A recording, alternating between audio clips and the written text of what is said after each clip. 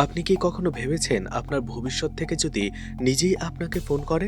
একটা missed call, একটা voice message, আর সেই মেসেজেই লেখা আছে আপনার মৃত্যুর সঠিক সময়। আজকের ভিডিওতে আমরা ঢুকতে যাচ্ছি জাপানের অন্যতম সেরা ভয়ের সিনেমা ওয়ান মিস কলের অন্ধকার জগতে, যেখানে রিংটন মানেই আতঙ্ক, আর প্রতিটা ফোন কল হতে পারে আপনারই শেষ মুহূর্ত। বন্ধুদের একের পরে এক মৃত্যু, রহস্যময় অভিশাপ, আর এক ভয়ঙ্কর সত্য যা বদলে দেবে পুরো সিনেমার গল্পটাই। তো আশা করি আজকের মুভিটি আপনাদের ভালো লাগবে। আজ এক্সপ্লেন করব Japanese horror suspense movie one miss call. তো চলুন শুরু করা যাক। কলেজ গার্ল ইয়োমি, যে সবসময় ভয়ে থাকে, কারণ তার ভেতরে ভূত প্রেত নিয়ে বিশ্বাসটা অনেক বেশি। কারণ ইয়োমির দৃঢ় বিশ্বাস ভূত প্রেত বা আত্মা রয়েছে, আর এগুলো নিয়েই তার যে বন্ধুরা ছিল, ক্লাসমেটরা ছিল, তারা সবসময় মজা করে। একদিন দেখা যায় ইয়োমি এবং তার বন্ধুরা রেস্টুরেন্টে বসেই খাচ্ছিল এবং গল্প করছিল। আর গল্প করতে করতে হঠাৎ করে উঠে আসে ভূতের টপিক, ভূত পেত আত্মা। সেখানে এগুলো নিয়েই কথা হচ্ছিল। অন্যদিকে ইয়োমি যেন এই গল্পগুলো শুধু শুনছিলই না, সে অনুভব করছিল। ঠিক তখনই তাদের ফ্রেন্ড ইয়োকি সেখানে চলে আসে আর জানায় তাদের আরও এক ফ্রেন্ড সুইমিং পুলে ডুবে মারা গেছে। কথাটা শুনে তারা সবাই অবাক হয়, শক হয়। এর কিছুক্ষণ পরেই ইউমি যখন ইউকোর সাথে ওয়াশরুমে ছিল, সে দেখতে পায় ইউকোর ফোনটা বেজে ওঠে, কিন্তু সেই মোবাইলের রিংটোনটা ছিল একেবারেই অদ্ভুত। ইউমি ইউকোকে বলে, তোমার ফোনে ফোন এসেছে। ইউকো বলে, আমার ফোন তো হতেই পারে না, কারণ আমি এমন অদ্ভুত রিংটন আমার মোবাইলে সেট করিনি। কিন্তু ইউমি বলে, মোবাইলটা তোমারই বাজছে। ইউকো বলে, কে ফোন করেছে একটু দেখো তো। ইউমি যখনই ফোনটা দেখে, সে বলে সেখানে কোনো নাম লেখা নেই, শুধু নাম্বার। একটু অবাক হয় ইউকো। ওয়াশরুম থেকে বের হয়ে তার ফোনটা দেখে, আর সে অবাক হয়, কারণ যে নাম্বার থেকে কলটা এসেছিল সেটা ছিল তারই নাম্বার, আর তারই নাম্বার থেকে তাকে কল করা হয়েছে।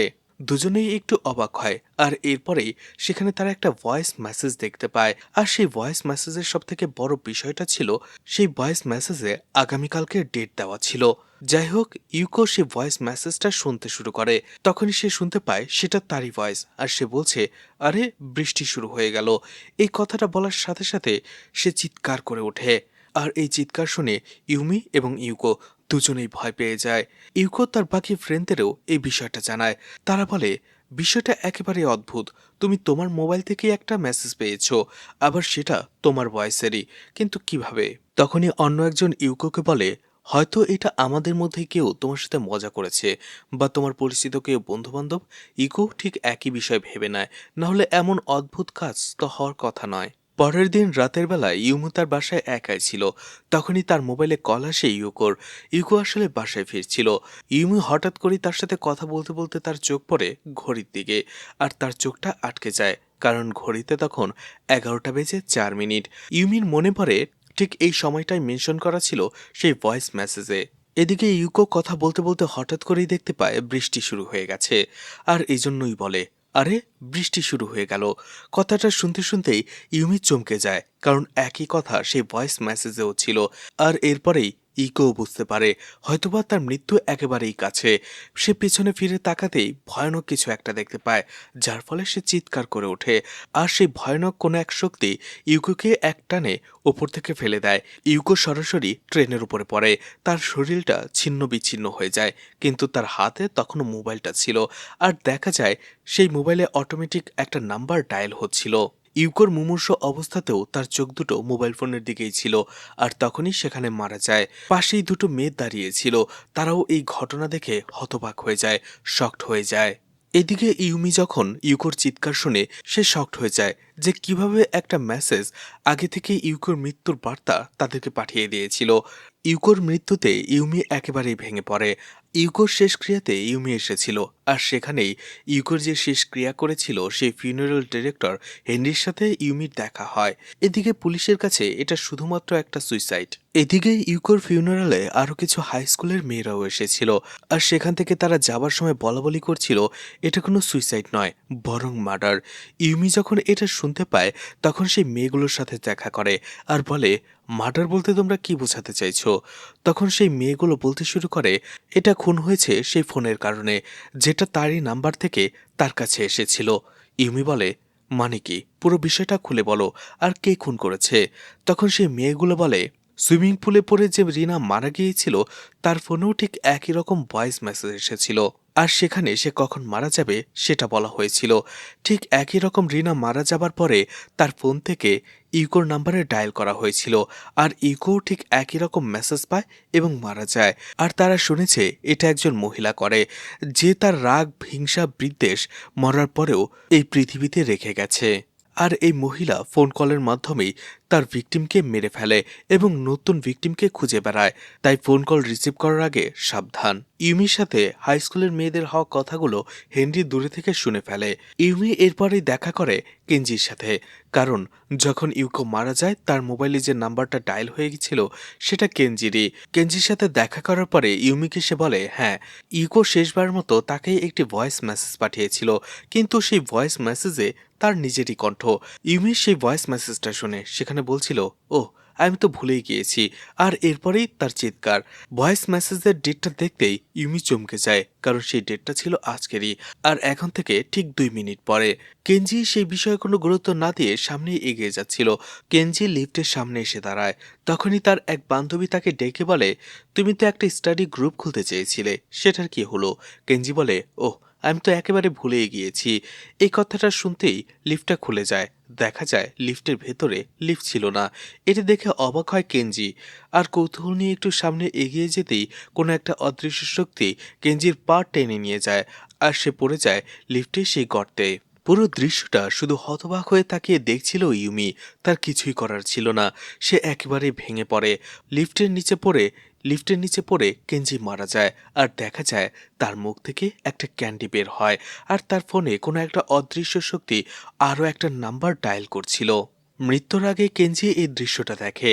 এটা দেখতে দেখতেই সেও মারা যায়। এদিকে ইউমি বুঝতে পেরে গিয়েছিল হাই স্কুলের মেয়েরা যে কথাগুলো বলছে সেটা সত্যি। কোনো এক অজানা ভয়ঙ্কর মহিলা তার রাগ মেটানোর জন্যই ফোন কলের মাধ্যমে একের পর এক মানুষ মেরে চলছে।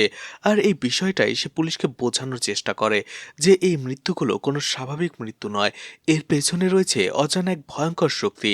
কিন্তু পুলিশ তো ভূত প্রেতে বিশ্বাস করবে না, এটাই স্বাভাবিক। পুলিশ বলে, প্রত্যেকটা মৃত্যুর পেছনেই কোনো না কোনো স্পেসিফিক কারণ রয়েছে। যেমন তোমার বান্ধবী ইউকো মারা গেছে আত্মহত্যা করে, অন্যদিকে কেনজির মৃত্যুটা ছিল স্রেফ একটা দুর্ঘটনা। ব্যর্থ হয়ে ইউমি সেখান থেকে ফিরে আসে, কিন্তু ইউমির ভয়টা তখনও কাটেনি। বাসায় আসে ঘুমানোর আগে ইউমি এবং তার রুম পার্টনার নাতাশার ফোন সে জোর করে বন্ধ করে রাখে। নাতাশা ইউমির এমন অদ্ভুত ব্যবহারের কারণ জিজ্ঞেস করলে ইউমি কিছুই বলতে পারে না, কারণ ইউমি জানতো নাতাশা তার কোনো কথাই বিশ্বাস করবে না। যাই হোক, মাঝরাতে তারপরেও ফোন বন্ধ থাকার পরেও নাতাশার মোবাইলে একটা মিস কল আসে। নাতাশা অবাক হয়ে যায়, কিন্তু ইউমি বুঝতে পেরেছিল এটা সেই অজানা শক্তি। নাতাশা যখনই তার মোবাইলে দেখে, সে দেখতে পায় তারই নাম্বার থেকে তারই মোবাইলে মিস কল এসেছে। নাতাশা অবাক হয়ে যায়, ফোন বন্ধ থাকার পরেও কিভাবে মিস কল আসলো। ঠিক তখনই সে দেখতে পায় সেখানে শুধু মিস কলই নয়, বরং একটা এমএমএসও এসেছিল। এমএমএসটা খুলতে সে চমকে যায়, কারণ সেখানে নাতাশার নিজের ফটোই ছিল। আর সেখানে নাতাশার পেছনে দাঁড়িয়েছিল ভয়ানক এক কালো ছায়া। এটা দেখে নাতাশা ইউমি দুজনেই প্রচন্ড ভয় পেয়ে যায়। আর সেখানে এমএমএস এর তারিখ দেওয়া ছিল কালকে। এদিকে কলেজে আসার পরে নাতাশার মোবাইলে সেই মেসেজটা সবাই দেখে, আর এটা দেখার সাথে সাথে তারা নাতাশার মোবাইল থেকে নিজেদের নাম্বার ডিলিট করে দেয়, কারণ তাদের একটা বদ্ধমূল ধারণা হয়ে গিয়েছিল। তারা ভাবছিল যে মারা যাবে তার ফোনে যেসব নাম্বার সেভ করা রয়েছে সেসব নাম্বার থেকে একজনের মোবাইলে কল যাবে, আর সেই হবে নতুন ভিকটিম। নাতাশা ইউমিকে নিয়ে সার্ভিস প্রোভাইডারের কাছে চলে যায়, আর সেখান থেকে নিজের নাম্বারটাই ক্যান্সেল করে দেয়। এরপরে নাতাশা এবং ইউমি যখন বাসায় ফিরে, দেখা যায় মিডিয়ার লোকেরা তাদের ঘিরে ধরে। মিডিয়ার লোকেরা চাইছিল যেহেতু নাতাশা মারাই যাবে, তার ফোনে যেহেতু ফোন কল এসেই ছিল, তাই তারা চাইছে নাতাশার এই মৃত্যুটা তারা লাইভ করবে। আর এটা তারা দেখতে চায় এত মানুষ থাকা সত্ত্বেও নাতাশা কিভাবে মারা যায়। নাতাশা অনেক ভয় পেয়ে যায়, কিন্তু চ্যানেলের মালিক সেখানে চলে আসে আর নাতাশাকে বোঝায় তার ভয় পাওয়ার কোনো কারণ নেই। আর নাতাশা মারাও যাবে না, কারণ নাতাশার সামনে সেখানে উপস্থিত থাকবে জাপানের টপ এক্সোসিজম। তখনই চ্যানেলের সেই প্রডিউসার নাতাশার একটি ছবি নিতে যাবে, আর ঠিক তখনই সেই ভয়ঙ্কর রিংটোনটা বেজে ওঠে নাতাশার মোবাইলে। আর সেখানে সে ভয়ঙ্কর এমএমএসটা ছিল। আর এটা যখন সেই চ্যানেল প্রডিউসার দেখে, সে নাতাশাকে বলে তার ভয় পাওয়ার কোনো কারণ নেই। তার চ্যানেলে আসার পরে সে যেন সেই ত্রান্তিকের সাথে দেখা করে, নিশ্চয়ই সে তাকে বাঁচিয়ে নেবে। সেই চ্যানেল প্রডিউসার নাতাশাকে এক প্রকার টেনেই সেখান থেকে নিয়ে যায়। এদিকে তখনই সেখানে চলে আসে হ্যানরি আর ইউমির সাথে দেখা করে। ইউকোর ফোনটা দিয়ে তাকে বলা হয় যে ইউকো মারা যাবার ঠিক 2 মিনিট পরে অপরিচিত এক নাম্বার থেকে ইউমির মোবাইল থেকে কল করা হয়েছিল। তখন হ্যানরিও তার বোনের মোবাইলটা দেখায়, যে 6 মাস আগে আগুনে পুড়ে মারা গিয়েছিল। আগুনে পোড়ার পর তার বোনকে উদ্ধার করে হসপিটালে নেওয়া হয়। তখনও তার বোন জীবিতই ছিল। আর ঠিক ওই সময়টাতে তার বোনের ফোন থেকেও কোনো এক অপরিচিত নাম্বারে কল করা হয়। আর কল আসার পরপরই তার বোন মারা যায়। ইউমি যখন সেই অপরিচিত নাম্বারে কল করে সে দেখতে পায় সেই নাম্বারটা অ্যাক্টিভ নেই, বন্ধ। এরপরে হেনরি ইউমিকে বলতে থাকে যেসব ভিকটিমরা মারা গেছে তারা দুর্ঘটনার সাথে সাথে মারা যায়নি, দুর্ঘটনা ঘটার কয়েক মিনিট পরে মারা গেছে, যখন তাদের নাম্বার থেকে সেই অপরিচিত নাম্বারে ফোন গিয়েছিল। এছাড়া যখন হেনরির বোন মারা গিয়েছিল তার মুখের ভেতর থেকে একটি ক্যান্ডি পাওয়া গিয়েছিল। আর ঠিক একই রকম ভাবে সব ভিকটিমদের মুখ থেকেই ক্যান্ডি পাওয়া যেত। আর তাদের মৃত্যুর সময় যে মোবাইল নাম্বারে কল করা হয়েছিল সেটা কাগমি হসপিটালের। তারা দুজনেই চলে যায় সেই হসপিটালে। একজন নার্স সেই নাম্বারটা দেখার পরে বলে এই নাম্বারটা ছিল তাদের পুরনো হসপিটালের ইমার্জেন্সি ওয়ার্ডের নাম্বার। সেই নার্স তাদের বলে কয়েক মাস আগে যখন তারা এই নতুন বিল্ডিংয়ে শিফট হয়ে গেছে তখন তারা সেই নাম্বারটা বন্ধ করে দিয়েছে। হেনরি এবং ইউমি বুঝতে পারে না এই হসপিটালের নাম্বার থেকে কেন ভিকটিমদের মোবাইলে কল আসছিল। অন্যদিকে নাতাশাকে নিয়ে এবং সেই শো নিয়ে সেই টিভি চ্যানেলটি জোরদার প্রচারণা চালায়। আসলে কারো মৃত্যুর ভয় অন্যদের জন্য এন্টারটেইনমেন্ট হয়ে দাঁড়িয়েছিল। এদিকে হেনরি এবং ইউমি যখন সেই কেসটা নিয়ে ভাবছিল তখনই ইউমির মনে পড়ে যখন কেনজি মারা গিয়েছিল লিফটের নিচে পড়ে, তখন সেখানে সে একটা ইনহেলার প্রেসের শব্দ পেয়েছিল। এরপরেই তারা দুজনে চলে যায় সিভিল অফিসে, যেখানে মানুষদের মৃত্যুর লিস্ট এবং বিভিন্ন ইনফরমেশন রাখা হয়। আর সেখানকার লোকটিকে বলে 5 মাসের আগের রিপোর্ট বের করায়। আর সেখানেই তারা 10 বছরের একটি মেয়ের মৃত্যুর রিপোর্ট দেখতে পায়, যার নাম ছিল মিকা, আর যে শ্বাসকষ্টের জন্যই মারা গিয়েছিল। যখন মিকার শ্বাসকষ্ট শুরু হয় তখন তার মা মারিয়া মিকাকে হসপিটালে অ্যাডমিট করিয়েছিল, কিন্তু মিকা সেখানেই মারা যায়। আর মিকা মারা যাবার পরেই তার মা মারিয়া কোথাও গায়েব হয়ে যায়, যার ফলে মিকার লাশকে লাওয়ারিশ ঘোষণা করা হয় এবং এভাবেই তার সৎক্রিয়া করা হয়। হসপিটালের ডিটেলসে মারিয়ার যে নাম্বারটা দেয়া ছিল সেখানে কল করে, কিন্তু সেই কলটা কেউ রিসিভ করে না। আর এরপরেই তারা একটা ভয়েস মেসেজ পাঠিয়ে দেয় যে মারিয়ার সাথে তারা কথা বলতে চায়। এরপরে হেনরি ইউমিকে তারই বোনের একটা ডায়েরি দেখায়, আর সেই ডায়েরি থেকে তারা জানতে পারে হেনরির বোন প্যানি এই বিষয়টা নিয়ে অনেক রিসার্চ করেছিল। আর সেখানে ডায়েরিতে তারা অনেক কিছু লেখা দেখতে পায়, যেখানে লেখা ছিল যেদিন মিকার শ্বাসকষ্ট শুরু হয় সেই দিন তার ঠিক কিছুক্ষণ আগেই মিকার ছোট বোন ন্যান্সিকে মারিয়া কাগামি হসপিটালে নিয়ে এসেছিল, কারণ সে আহত ছিল। তাকে ট্রিটমেন্ট এবং ব্যান্ডেজ করানোর জন্যই সেখানে নিয়ে আসা হয়েছিল। সেখানে তারা দুজনেই আরও একটা ইনফরমেশন পায় যেটা তাদের অবাক করে। সেই জুলাই মাসেই ন্যান্সিকে সেই কাগামি হসপিটালে 9 বার নিয়ে আসা হয়েছিল। প্রত্যেকবারই তাকে নিয়ে আসা হয়েছিল আহত অবস্থায়, তার ট্রিটমেন্ট করানোর জন্য, ব্যান্ডেজ করানোর জন্য। হেনরি আর ইউমির সন্দেহ হয়। তারা চলে যায় চাইল্ড কেয়ার সেন্টারে, সেখানকার অফিসারের সাথে যে কথা বলে। আর সেই অফিসার জানায় তাদের সন্দেহ ছিল যে মারিয়া হয়তোবা তার ছোট্ট মেয়ে ন্যান্সিকে অ্যাবিউজ করত, আর এই জন্য মাঝে মধ্যে ন্যান্সি আহত হতো, তার ট্রিটমেন্ট করানো হতো। আর যখনই মারিয়া ন্যান্সিকে হসপিটালে নিয়ে যেত ট্রিটমেন্টের জন্য, তখন মিকা তাকে ফোন করে এই বিষয়টা জানাতো। তারা কয়েকবার মিকা আর ন্যান্সির সাথে কথা বলারও চেষ্টা করেছে, কিন্তু তারা কখনোই এই বিষয়ে কিছু বলেনি। তাদের কাছে তাদের মা মারিয়া অনেক ভালো একজন মা, আর সে খুবই ডিভোটেড মাদার। এরপরে তারা বুঝতে পেরেছে মারিয়ার এই ধরনের ব্যবহারকে মানচাওসা সিনড্রোম বাই পক্সি বলা হয়। এই রোগের ফলে মায়েদের তাদের হেলদি বাচ্চাদের উপরে অবসেশন তৈরি হয়, আর তারা বিভিন্নভাবে তাদের আঘাত করে। আর আঘাত করার সাথে সাথেই তাদের হসপিটালে নিয়ে যায় এবং তাদের ট্রিটমেন্ট করায়, অনেক ভালোবাসে। আর তাদের কাছে এটা খুবই স্বাভাবিক মনে হয়। এটা এক ধরনের মানসিক রোগ। আসলে মারিয়া এটা হয়তো করত তার অসুস্থ বাচ্চা মিকাকে, যে শ্বাসকষ্টের রোগে আক্রান্ত, তাকে সিম্প্যাথি দেওয়ার জন্য, যাতে করে মিকা নিজেকে দুর্বল এবং অসহায় না ভাবে। কিন্তু আমরা অনেকবারই শুনতে পেয়েছি মারিয়া মিকার চাইতে ন্যান্সিকে বেশি ভালোবাসে। তারা সেখান থেকে চলে আসে। এদিকে নাতাশার মোবাইলে যে এমএমএসটা এসেছিল আর নাতাশার পেছনে যে কালো ছায়াটা দাঁড়িয়েছিল সেটার মুখ এখন স্পষ্ট করে দেখা যাচ্ছিল। এদিকে নাতাশার মৃত্যু নিয়ে লাইভ শোটা খুব জমে উঠেছিল। নাতাশাকে সেখানে নিয়ে যাওয়া হয়। সেই এমএমএস এর যে সময়টা দেওয়া হয়েছিল অর্থাৎ নাতাশার মৃত্যুর সময় সেটা আসতে আর মাত্র ৩০ মিনিট সময় বাকি ছিল। সেই লাইভ শোতে অনেক সাইকোলজিস্টকেও ডাকা হয়। ভয়ে ভয়ে নাতাশা সেই লাইভ শোতে চলে যায়। দেখা যায় নাতাশার উপরে এক্সোরসিজম করার জন্য সেখানে তারা একজন তান্ত্রিককেও ডাকে। পুরো দেশের মানুষ টিভিতে নাতাশার সেই শোটাই দেখছিল।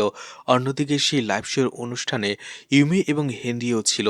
তারা দাঁড়িয়ে দাঁড়িয়ে এসব তামাশা দেখছিল।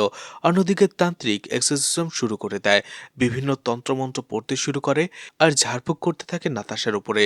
ঠিক তখনই নাতাশার মোবাইলে সেই ভয়ানক রিংটংটি বেজে ওঠে। তখনই সেই প্রেতাত্মা সেই তান্ত্রিকের উপরে হামলা করে বসে। সে সিটকে স্টুডিওর বাইরে পড়ে যায়। নাতাশা ভয়ে চিৎকার করে ওঠে। সেই প্রেতাত্মা সেখানে চলে আসে। এদিকে হেনরি আর ইউমি তারা দৌড়ে ছুটে যায় নাতাশার দিকে, তাকে বাঁচানোর চেষ্টা করে। অন্যদিকে সেই প্রেতাত্মা বলছিল, আমি তোমাকে নিতে এসেছি, চলো। ঠিক তখনই দেখা যায় নাতাশার হাত পায়ের হাড়গুলো একা একাই ভেঙে যাচ্ছিল। ব্যথায় সে চিৎকার করছিল। আর শেষমেশ নাতাশার মাথাটা তার শরীর থেকে আলাদা হয়ে যায়। এই সব কিছু দেখে হতবাক হতবম্ব হয়ে যায় ইউমি, হেনরি। এরপরেই নাতাশা সেখানে মারা যায়। তার মুখ থেকে ক্যান্ডি বের হয়। আর ঠিক একই রকম ভাবে নাতাশা মারা যাবার আগে একটা নাম্বারের ডায়াল হয় তার মোবাইল থেকে। কোনো কিছু বুঝে ওঠার আগেই সেই সময়টাতেই ইউমির মোবাইলে সে ভয়ঙ্কর রিংটনটি বেজে ওঠে। আর ইউমি বুঝতে পেরে যায় তার মৃত্যুর ঘন্টা শুরু হয়ে গেছে। সে একেবারেই ভেঙে পড়ে। এবার সেখানে একটা ভয়েস মেসেজ আসে। ভয়ে ভয়ে ইউমি সেটা প্লে করে। সেখানে ইউমির কণ্ঠে ইউমি শুধু একটা কথাই বলছিল, কেন। আর দেখা যায় সেই ভয়েস মেসেজটা পরের দিনের সকালে দেয়া ছিল। সবাই বুঝে যায় যে এইবারের মৃত্যুর পালাটা ইউমির। ইউমি কি করবে বুঝতে পারছিল না। হেনরি রেগে গিয়ে ইউমির মোবাইলটা ভেঙে ফেলে। অন্যদিকে ইউমি বুঝতে পেরে গিয়েছিল পৃথিবীর আর কোনো শক্তি তাকে আর বাঁচাতে পারবে না। ১৬ ঘন্টা পরে তার ভয়ঙ্কর ভয়ানক মৃত্যু হবে। আর এই ১৬ ঘন্টায় শুধুমাত্র সে বেঁচে রয়েছে। হেনরি তাকে কিভাবে সাহায্য করবে বুঝতে পারছিল না। আর ঠিক তখনই ইউমির হাতে তার কিছু পুরনো ক্ষতের চিহ্ন দেখতে পায়। হেনরি তাকে জিজ্ঞেস করে এর ব্যাপারে। ইউমি বলে ছোটবেলায় আসলে তার মা তাকে অ্যাবিউজ করত, জ্বলন্ত সিগারেট তার হাতে ঠেসে ধরতো, এরকম ভাবে অনেকভাবে তার মা তাকে টর্চার করত। আর একটা সময় যখন তার দাদি বাধা দিতে আসে, ইউমির মা তার দাদিকেই মেরে ফেলে আর পরে সেটাকে সুইসাইড বলে চালিয়ে দেয়। এরপরেই তারা দুজনে চলে আসে মারিয়ার ফ্ল্যাটে। সেখান থেকেও তারা কিছু ইনফরমেশন পায়। মারিয়ার নাম্বারের সার্ভিসটা আসলে ৬ মাস আগেই বন্ধ করে ফেলা হয়েছিল, কিন্তু এখনও কেউ যদি মারিয়ার নাম্বারে কল করে সেটাতে কল ঢোকে। সেখানে যাওয়ার পরে তারা কিছু ছেঁড়া ছবি পায়। সেগুলো একত্র করতেই দেখা যায় সেখানে আসলে ৩ জনের ছবি ছিল, মারিয়া, নেন্সি এবং মিকা। আর সেই ছবিতে মারিয়ার ফটো দেখার পরে ইউমি অবাক হয়ে যায়, কারণ মারিয়ার ফেসটা ছিল সেই ফেসটা যেটা দেখা গিয়েছিল স্টুডিওর সেই প্রেতাত্মার ভেতরে। আর ঠিক তখনই ইউমির ভয় ভয় লাগতে থাকে। সে বুঝতে পারে হয়তোবা মারিয়ার প্রেতাত্মা তার আশেপাশে রয়েছে। সে ভয় চিৎকার করে ওঠে। এদিকে হ্যানরি সেখানে একটা ভিডিও ক্যামেরা দেখতে পায়, কিন্তু সেটার ভেতরে কোনো ক্যাসেট ছিল না। এরপরে হ্যানরি ইউমিকে বলে বাসায় যেয়ে রেস্ট নেবার জন্য। সে যে করে হোক তাকে বাঁচিয়ে নেবে। হ্যানরি এরপরে চলে যায় একটা অরফানেজে, এতিমখানায়, যেখানে ন্যান্সিকে রাখা হয়েছিল।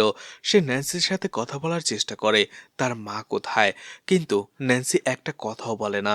তখনই সেখানকার একজন মহিলা আসে আর হ্যানরিকে জানায় অ্যাবিউজ করার কারণে ন্যান্সির শকে চলে গিয়েছে। আর এই জন্য সে কারোর সাথে কথা বলে না, সবসময় এভাবে চুপচাপ বসে থাকে আর নিজের সাথে নিজেই খেলা করে। তখনই হ্যানরি মারিয়ার সেই টেডি বিয়ার পুতুলটা দেখতে পায় যেটা তার হাতে ছিল। আর সেখান থেকেই ভয়ঙ্কর সেই রিংটোনটা বাজছিল। সেই মহিলাকে যখন সেই গানটার ব্যাপারে জিজ্ঞাসাবাদ করা হয়, তখন সেই মহিলা বলে আসলে এটা একটা বাচ্চাদের গান, আর কোনো এক সময় মিকা এই গানে তার স্কুলে পারফরমেন্স করেছিল। এদিকে ইউমি ঘরে বসে চুপ না থেকে সেই কাগামি হসপিটালে চলে আসে, কারণ তারা জানতে পেরেছিল এই কাগামি হসপিটালেই মারিয়া নার্স হিসেবে কাজ করত। সেখানে একজন নার্সের সাথে কথা বলে আর জানতে পারে মারিয়ার পুরনো হসপিটালটাই বেশি পছন্দ ছিল নতুনটার চাইতে। ইউমি এরপরে হ্যানরিকে ফোন করে আর সেই সব কথা বলে আর বলে সে এখন পুরনো হসপিটালে যাচ্ছে। হ্যানরি তার কাছ থেকে সেই পুরনো হসপিটালের নাম্বারটা আর অ্যাড্রেসটা লিখে রাখে। ইউমি সেখানে চলে যায়। তার মৃত্যুর আর ১ ঘন্টা বাকি ছিল, কিন্তু সে নিজেও জানে না এখানে সে কেন এসেছে, কি খোঁজার জন্য এসেছে। ইউমি যখনই সেই বিল্ডিং এর ভেতরে যায় হঠাৎ করে একটা রিংটোন বাজে। আর সেই রিংটোনটা চিনতে পারে সেটা ছিল হ্যান্ডির মোবাইলের। সেই রিংটোনটা ফলো করে সে একটা রুমে চলে যায় আর সেখানে যেতেই সে তার ভাঙা মোবাইলটা দেখতে পায়। আর ঠিক তখনই হ্যান্ডির মোবাইলের রিংটোনটা বন্ধ হয়ে তার মোবাইল থেকে সেই ভয়ঙ্কর রিংটোনটা বাজতে শুরু করে। এতে ইউমি প্রচন্ড ভয় পেয়ে যায়, সেই রুম থেকে পালানোর চেষ্টা করে। কিন্তু সেই বিল্ডিং থেকে ইউমি বের হতে পারছিল না, কারণ সে প্রেত আত্মা তাকে ভয় দেখাচ্ছিল। ইউমি বুঝতে পেরেছিল এখানে তার মৃত্যু হলেও এখনো হবে না। আর এই জন্য সে সময় নিজেকে বাঁচানোর জন্য সে পালাতে শুরু করে। সেই বিল্ডিং এর বেসমেন্টে চলে যায়, কিন্তু সেই প্রেতাত্মা তাকে বিভিন্নভাবে টর্চার করছিল। ইউমি নিজেকে গুটিয়ে রাখার চেষ্টা করছিল, লুকিয়ে রাখার চেষ্টা করছিল। ঠিক ওই সময়টাতে সেখানে হ্যানরি চলে আসে। হ্যানরি আর ইউমি সেখান থেকে পালানোর চেষ্টা করে, কিন্তু সেই প্রেতাত্মা তাদের বিভিন্নভাবে আটকে দেয়। কোনোভাবেই তারা সেই বিল্ডিং এর বাইরে যেতে পারছিল না।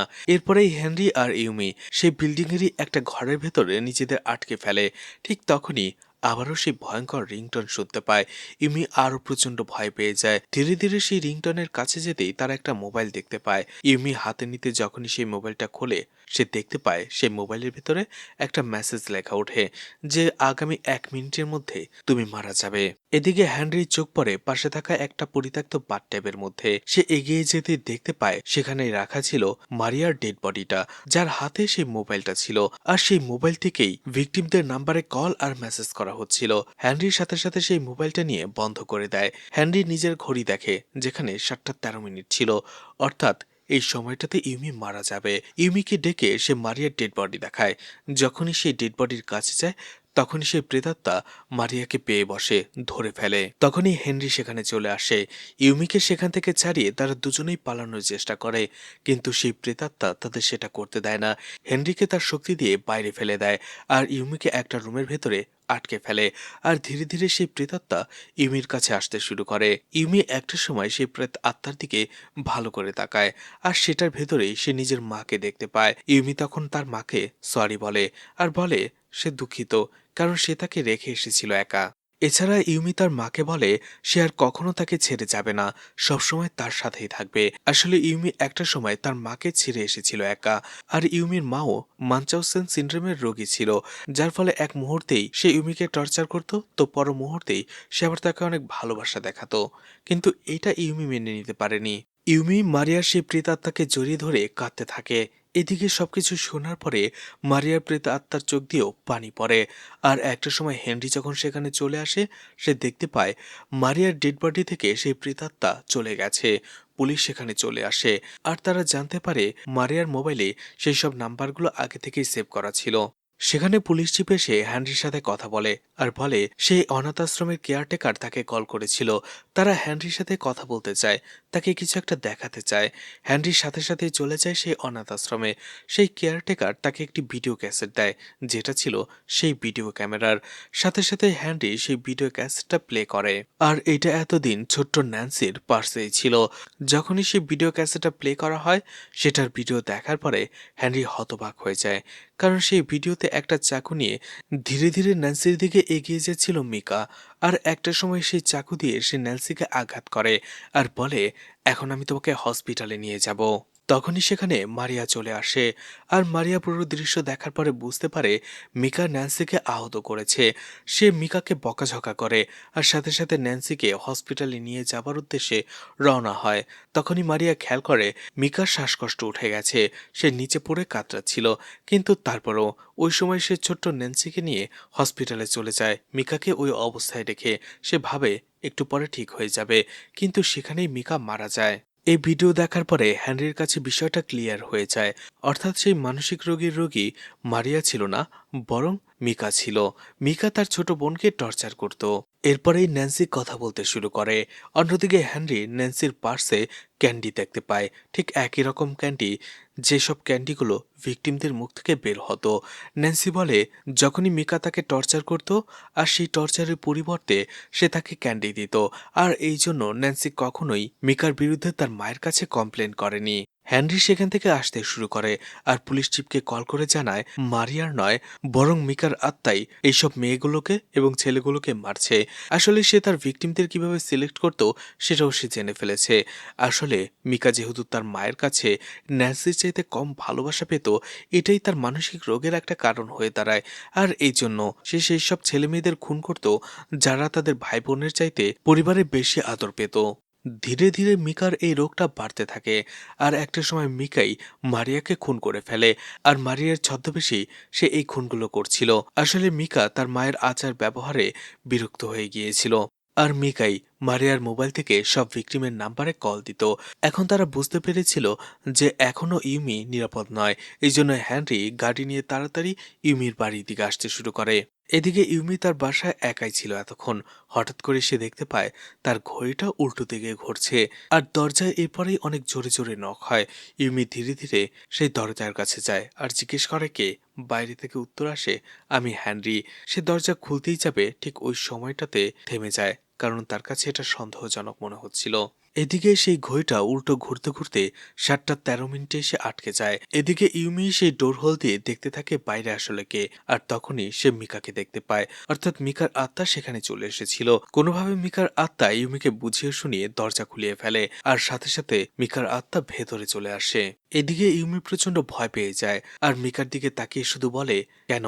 ঠিক এই কথাটাই সে তার ভয়েস মেসেজে বলেছিল। আর তখনই মিকা ধীরে ধীরে ইউমির দিকে আসতে শুরু করে। ইউমি চিৎকার করে বসে। এদিকে হেনরি দৌড়ে ইউমির বাসায় চলে আসে, কিন্তু ইউমিকে সেখানে চুপচাপ বসে থাকতে দেখে। তাকে দেখে মনে হচ্ছিল এখানে কিছুই হয়নি। হেনরি তাকে জিজ্ঞেস করে, তুমি কি ঠিক আছো? ইউমি বলে হ্যাঁ। এরপরে ইউমি ধীরে ধীরে হ্যানরির দিকে আসে। হ্যানরির কাছে আসতেই তাকে চাকু দিয়ে আঘাত করে। হ্যানরি বুঝতে পারছিল না এটা কেন হলো। ঠিক তখনই তার চোখ যায় আয়নাতে, যেখানে সে দেখতে পায় সেখানে ইউমি নয় বরং মিকার আত্মা দাঁড়িয়েছিল। আর যেই তাকে চাকু দিয়ে আঘাত করেছে বারেবার, অর্থাৎ মিকা ইউমিকে মারেনি বরং পজেস করে নিয়েছে। কারণ একটাই, ছোটবেলা মিকার মতোই ইউমিও তার মায়ের টর্চারের শিকার হয়েছে। আর ইউমি ছোটবেলায় তার মাকে ঘৃণা করত আর মিকাও তাই করত। আর এই জন্যই মিকা ইউমিকে নিজের বশে করে নেয়। এদিকে ধীরে ধীরে ইউমি অর্থাৎ মিকার আত্মা তার কাছে আসে আর হেনরিকে বলে, তুমি টেনশন করো না, এখনই আমি তোমাকে হসপিটালে নিয়ে যাব। সেই কথা মতোই তাকে হসপিটালে নিয়ে আসা হয়। হেনরি ট্রিটমেন্ট করে আর সেখানেই দাঁড়িয়েছিল ইউমি অর্থাৎ মিকার আত্মা। ধীরে ধীরে ইউমি চলে আসে হেনরির কাছে আর তার মুখে একটা ক্যান্ডি খাইয়ে দেয়। আর তখনই দেখা যায় ইউমির হাতে একটা চাকু ছিল। সে হেনরির দিকে তাকিয়ে হাসে। হেনরি অবশেষে বুঝতে পারে এখন সারা জীবন তাকে ইউমির কন্ট্রোলে থাকতে হবে, বসে থাকতে হবে। আর ইউমি তাকে টর্চার করবে আর প্রত্যেকবার টর্চারের জন্য তাকে একটা ক্যান্ডি গিফট করবে। আর এখানেই মুভিটি শেষ হয়ে যায়। এরপরে কি হয়েছিল সেটা দেখানো হবে এই মুভির দ্বিতীয় পর্বে। এই মুভির পার্ট 2 রয়েছে। যদি দেখতে চান তাহলে অবশ্যই কমেন্ট করে জানাতে পারেন, আমি সেটাও এক্সপ্লেন করার চেষ্টা করব। আর মুভিটা ভালো লাগলে লাইক কমেন্ট শেয়ার করে পাশে থাকতে পারেন। তো আজকের মতো বিদায় নিচ্ছি। আবারও দেখা হবে নতুন কোনো মুভি বা ওয়েব সিরিজ নিয়ে। ততক্ষণ পর্যন্ত ভালো আর সুস্থ থাকবেন সবাই। আজকের মতো বিদায় নিচ্ছি। আল্লাহ হাফেজ।